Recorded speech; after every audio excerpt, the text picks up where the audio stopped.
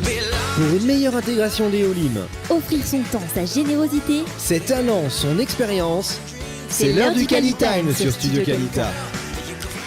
Et le Cali-Time, un projet qui marche, qui fonctionne. La preuve, vous venez même nous en parler à la radio. On vous en remercie pour ça.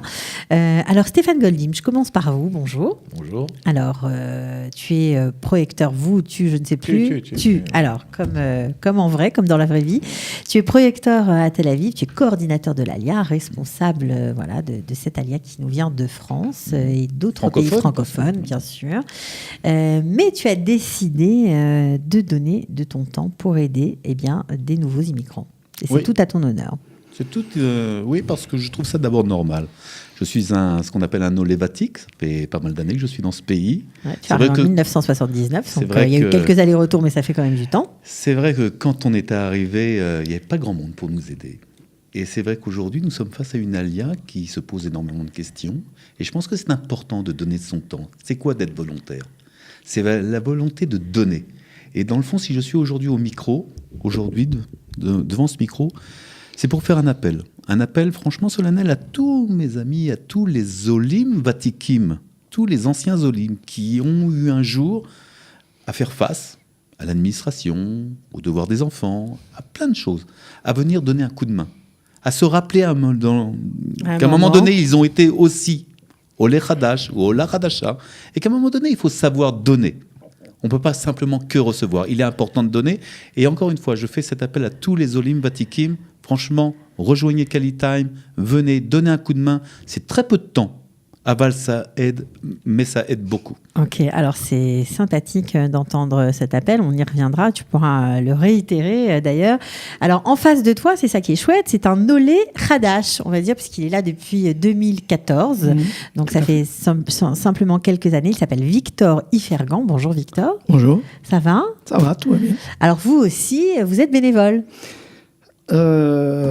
J'ai pratiquement, ça fait à peu près 20 ans que je pratique du bénévolat. Ah, vous aviez la culture du bénévolat en France déjà. En fait, ouais, on dirait qu'on m'a piqué au bénévolé, et non pas L-A-I-T. Donc, depuis à Lyon, j'ai fait beaucoup de volontariat, que ce soit à l'armée israélienne, que ce soit au KKL. J'étais vice-président, j'étais trésorier de la Chambre de commerce France-Israël Rhône-Alpes. Donc, j'ai pas mal pratiqué. Voilà, vous étiez expert comptable dans la vie, mais vous donniez votre temps pour la communauté juive beaucoup. De Lyon. Surtout Israël. Et surtout Israël. Là, j'étais piqué depuis mon jeune âge au mot Israël. D'accord. Alors, comment vous avez connu Cali-Time ? Cali-Time, c'est un ami qui m'a dit on cherche des bénévoles pour aider les Olim. Et il m'a dit bon, je vais m'inscrire, est-ce que ça t'intéresse ? Je lui ai dit oui, on va réfléchir. Vous ne saviez pas comment vous alliez pouvoir aider, mais vous êtes inscrit. En fait, le problème, c'est que la personne qui m'a dit je vais m'inscrire, elle ne s'est jamais inscrite. Et je suis rentré parce que j'avais raté les rendez-vous, j'étais occupé, j'avais raté les rendez-vous qu'il y avait dans les villes. Les assemblées de Olim. Et donc, je suis rentré sur le site de Calita et je me suis inscrit comme ça. Et c'est comme ça que ça a démarré. Alors, vous vous occupez d'apporter de l'aide à des enfants, de l'aide aux devoirs. Et là, vous savez que c'est le domaine dans lequel on manque le plus de bénévoles. Je le ressens parce que actuellement, j'ai 2 familles dont je m'occupe, dont les enfants ont besoin d'aide, de soutien. Et je sais qu'il y en a d'autres qui aimeraient, mais nous ne sommes pas suffisants en tant que bénévoles, surtout à Ashdod, je pense. Il y a un manque. Il y a un manque. Alors, vous venez d'Ashdod, vous aidez 2 familles à Ashdod qui ont des jeunes enfants et qui ont besoin d'aide pour les devoirs, pour l'école, pour qu'ils puissent réussir leur scolarité. C'est très, très important. Tout à fait, ouais. Et je vois que, il y a quand même des lacunes dans tous les domaines. Dans tous les domaines, toutes les matières. Donc, il faut se mettre au système israélien. ce qui n'est pas facile déjà pour moi. Donc si déjà pour moi c'est pas facile, donc pour eux, alors je dis pas. Et donc quand j'arrive, par exemple, si on veut parler pratique, concret et pratique, lorsque j'arrive, ils me présentent leurs devoirs ou là où ils ont besoin de soutien. Donc moi, il faut que je me mette dans le système israélien avant de commencer, de les informer, les former après par rapport à ce que j'ai compris. Qu'est-ce qui est si différent ? Dans l'éducation israélienne, tout est différent de la France. Toutes les méthodes, tout ça, il n'y a rien de commun. Il n'y a rien de commun. Une multiplication en France, on sait comment on a une méthode. Ici, ils ont d'autres méthodes. Les soustractions, les divisions, rien n'est pareil. Les divisions, les fractions. Vraiment, c'est une autre façon de faire. Une autre façon, complètement, qu'il faut connaître. Sarah, alors est-ce que ton micro marche ? Est-ce qu'il marche ? Oui, il marche, c'est magnifique. Donc, on voudrait savoir, Sarah, qu'est-ce que ça te fait d'avoir un Olévatique, un ancien immigrant qui est là depuis des années. Ça va faire, j'ose même pas dire combien d'années ça fait. Trop. Non, pas trop, c'est jamais trop. Non, j'ai l'impression d'être et qui fait un appel aux gens de son époque de venir penser aux autres, à ceux qui viennent d'arriver pour les aider. Et puis, un nouvel Olé Khadash, fraîchement arrivé, 4 ans, est déjà sur le terrain en train d'aider. Déjà, c'est un grand plaisir de les recevoir les deux, donc je les remercie vraiment.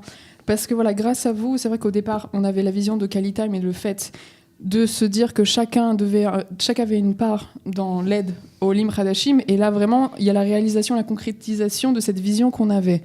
Donc un grand merci vraiment à tous les deux, et c'est vrai que je rejoins ce qu'a dit Stéphane pour l'appel au Olim Vatikim, que le rêve absolu, c'est qu'on ait vraiment une base d'Olim Vatikim sur qui on puisse compter dans différentes professions, que ce soit des avocats, que ce soit même des agents immobiliers, des anciens professeurs, toute profession qui puisse vraiment, toute personne qui pourrait apporter son savoir-faire, sa compétence et son envie de donner, même si c'est 1 heure de temps en temps, mais ça peut tellement faire une différence dans la vie des Olim Hadashim, ça peut vraiment leur apporter un tel soutien mental que des fois on peut se dire je vais pas, on peut se dévaloriser en se disant qu'est-ce que j'ai à apporter, mais oui, il y a beaucoup de choses à apporter, même si c'est simplement 1 heure, et voilà. Donc Stéphane il est là depuis très longtemps, donc on sait que il a une connaissance et une expérience d'Israël. Alors lui c'est encore pire parce qu'il travaille toute la journée avec des Olim Hadashim, et en plus il en redemande dans son temps libre. C'est un exemple de générosité, et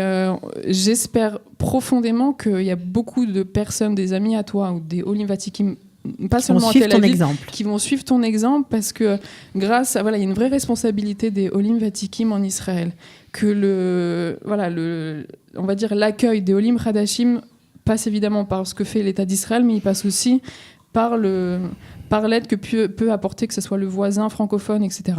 Et Victor Kol Hakavod, parce qu'en 5 ans d'Alia, faire autant de choses et donner de son temps toutes les semaines pour 2 familles, c'est pas mal. Toutes les semaines, prendre son temps et aider tel que vous le faites, franchement, Kol Hakavod. Alors avant d'avoir la maman de ces enfants que vous aidez, Victor, on va revenir à Stéphane. Qu'est-ce que tu fais, Stéphane ? Comment tu les aides, ces nouveaux immigrants ? Je les accompagne, je discute avec eux. D'abord, j'étudie leurs problématiques. Tu les accompagnes face aux administrations ? C'est souvent face aux administrations, okay. C'est souvent face au Bitoar Leumi. D'accord. Il y a beaucoup de problèmes avec le Bitoar Leumi ? C'est pas beaucoup de problèmes. Il y a une non-compréhension, il y a une mauvaise compréhension parce qu'il y a la barrière de la langue souvent qui fait que les gens ne comprennent pas automatiquement ce qui se passe. C'est vrai qu'il y a souvent des problèmes. Il paraît que maintenant, à l'accueil du Bitoar Leumi, il y a des francophones. Pas partout. D'accord. Pas partout. Okay. Même pas à Tel Aviv ? Pas partout. Pas à Tel Aviv. Il y a une volontaire francophone. C'est vrai que, parallèlement, moi j'ai mon métier de responsable projet à la mairie Tel Aviv pour les Olim francophones. Et c'est vrai que je m'occupe énormément de questions autour de la santé au niveau du Bitoar Leumi. Et je reçois des Olim du monde entier que j'aide sur les questions du Bitoar Leumi. Donc c'est vrai que, dans le fond, donner de mon temps un peu plus, je dirais. En dehors de tes heures de travail. En dehors de mes heures de travail, je le fais d'une façon entièrement naturelle. Parce que ce sont souvent des gens qui ne viennent pas automatiquement nous voir dans le cadre de mes fonctions officielles. Et donc, je les intègre, je dirais, dans mon parcours au Bitoir Leumi, et ça permet de les aider. Il n'y a pas que le Bitoir Leumi, il y a aussi les questions de Misra Dapnim, où il y a des questions d'identité. Il y a eu une personne dont je m'en suis occupé qui a eu un changement de nom et qui a eu énormément de problèmes parce que les choses n'avaient pas été faites correctement. Il y a eu des questions autour de l'armée aussi, où je me suis occupé d'un jeune qui, avait mal démarré, on va dire les choses comme ça. Mal démarré au niveau de son parcours. L'armée, il voulait changer, après c'est compliqué. Voilà, il n'avait pas reçu tous les de sa vie. Non, mais tu peux expliquer. Il avait oublié d'ouvrir tout son courrier. On va dire ça comme ça. Ce sont des choses qui arrivent. Des choses qui arrivent. Donc, on a rangé les choses. Ça a été aussi du temps. C'est du temps, évidemment, de l'accompagner, d'aller à tel chômeur, de discuter. Est-ce que on a quand même une satisfaction ? Mais on a une satisfaction. On a une satisfaction de donner. C'est quoi être volontaire ? C'est offrir du temps. C'est offrir du temps, ça veut dire l'offrir avec son cœur. Et donc, c'est exactement quand on fait un cadeau à quelqu'un que l'on apprécie, on apprécie de faire ce cadeau. Et on a une satisfaction morale, intellectuelle, mais aussi au niveau du cœur. Du cœur, parce qu'on se sent mieux. On a fait une BA, on a fait une bonne action. Ouais. Moi, je suis un ancien NEI, je sais ce que c'est une BA, une bonne action. Et c'est vrai que ça m'a toujours marqué, cette chose-là. Et c'est important de savoir, à un moment donné, donner. Ok. Voilà. Alors ça, c'était... Parce que donner, qu'on le veuille ou non, à un moment donné, on reçoit en retour toujours quelque chose, et c'est quelque chose de beau. Bon, ça, c'est vraiment un vrai sioniste que nous avons à la mairie de Tel Aviv, Stéphane Goldin. Alors, je crois que, Victor, je crois que Barbara, la maman des enfants que vous aidez, est en ligne. Barbara, allô ? Oui, allô ? Bonjour Barbara. Bonjour à tous. Donc, vous êtes en ligne, on est en plateau avec notamment Victor Ifergan, le bénévole qui aide vos enfants. Comment ça se passe chez vous ? Écoutez, j'ai envie de vous dire, ça se passe très très bien. Victor fait preuve de beaucoup de pédagogie, beaucoup de patience, beaucoup de passion dans ce qu'il fait aussi. Et vraiment, Kola Kavod à tout l'organisme Kalita pour ça. Bon, ça vous aide vraiment d'avoir recours à ça. C'est une dépense que vous pouvez vous éviter. Absolument, parce que c'est vrai que lorsqu'on fait l'ALIA, il y a tellement, les premiers mois sont, on va dire, on est comme sur un petit nuage, et puis après, on retombe un peu sur terre avec tout ce qui nous incombe et la réalité de la vie israélienne. Et c'est vrai que j'aurais pas pensé à donner des cours de soutien à mes enfants, puisque la parnassa en Israël est assez complexe, surtout pour les premières années. Et là, c'est vrai que ce service absolument est tout à fait bienvenu. Donc j'imagine, en plus, vous avez plusieurs enfants, c'est ça ? Vous avez 2 enfants qui l'aident ? Exactement, oui. Jonathan qui est en Kita Aleph, qui va avoir bientôt 7 ans, et Léana qui est en Kita Gimel. Est-ce que vous avez vu les résultats, la progression de vos enfants ? Alors, je dirais que Léana, je ne sais pas si c'est particulier aux filles, est plus assidue, plus concentrée, donc est plus réceptive. Jonathan, il faut être, il faut faire preuve de plus de douceur, plus de diplomatie pour qu'il puisse être vraiment concentré dans le travail et l'apprentissage avec Victor.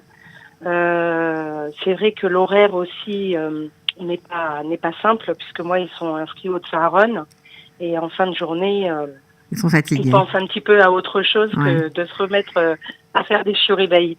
Ouais, mais en tout cas ils les font grâce à Victor et j'imagine que vous allez sûrement en voir les fruits. En tout cas, apparemment ça vous aide. Absolument. Et ça c'est chouette. Vous aviez pensé à ça, Sarah, lorsque vous aviez fait ce projet, quand vous parliez de l'aide aux devoirs ? C'était quoi ? C'était un besoin qui a émergé des demandes des Olim ou comment ? C'était un des éléments principaux sur lesquels les familles et les Olim avaient besoin d'un coup de main, avaient besoin d'un accompagnement. C'est cher les cours particuliers en Israël. Non seulement c'est cher, mais aussi il faut. C'est bien d'avoir quelqu'un aussi qui soit qui ait une expérience une autre expérience, quelqu'un qui ne vient pas que pour le côté financier et simplement faire son travail. Là, le fait que ça soit un bénévole qui donne, il y a une dimension supplémentaire qui s'ajoute à l'action d'aider l'enfant. Donc c'est vraiment toute une communauté différente qui se crée, tout un lien différent aussi, à mon avis, qui se crée. Est-ce que ça fait comme une famille d'avoir Victor qui vient chez vous, comme un papy affectueux? Oui, bien sûr, il y a une relation qui s'est instaurée. Après, c'est vrai ce que disait Sarah. Il y a vraiment une relation humaine qui s'instaure, qui se met en place, une relation de confiance aussi. Et c'est vrai qu'ils savent que chaque jour à telle heure, Monsieur Victor vient pour le cours et ça leur fait un petit rituel. Et ils sont heureux de le retrouver et ça se passe très très bien. Bon, on est content de l'entendre. Ouais, ça nous fait plaisir. On vous souhaite plein de bonnes choses, Barbara.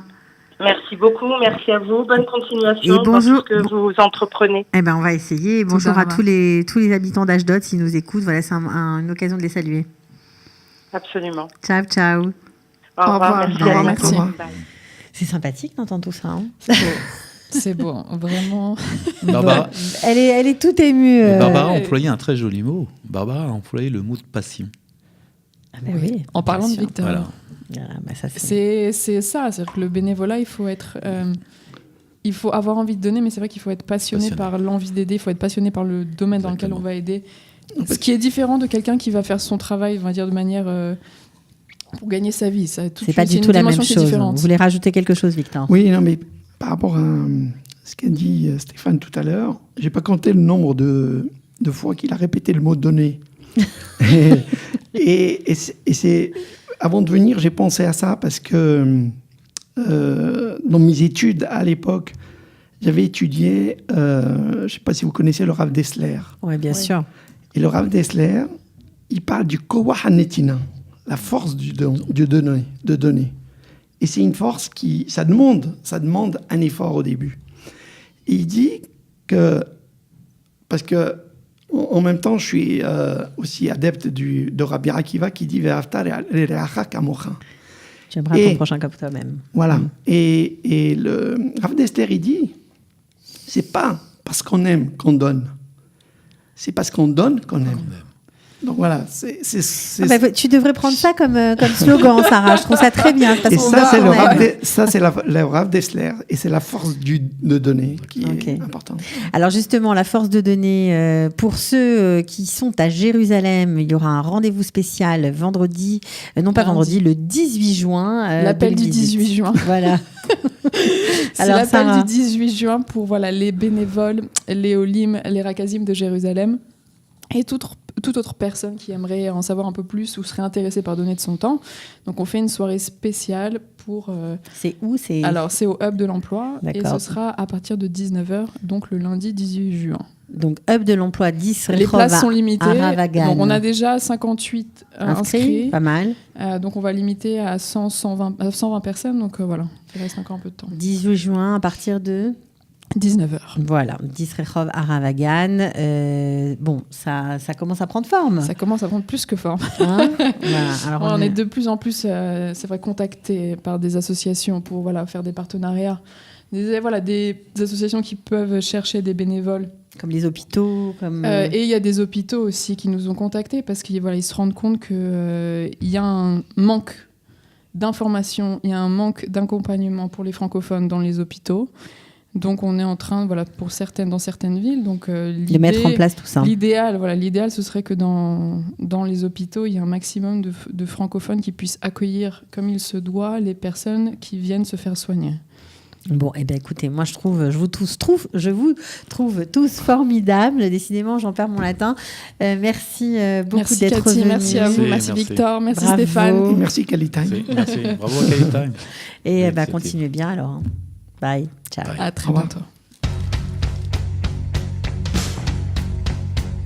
Pour une meilleure intégration des Olim, offrir son temps, sa générosité, ses talents, son expérience, c'est l'heure du Kalitime sur Studio Kalita. You know you could.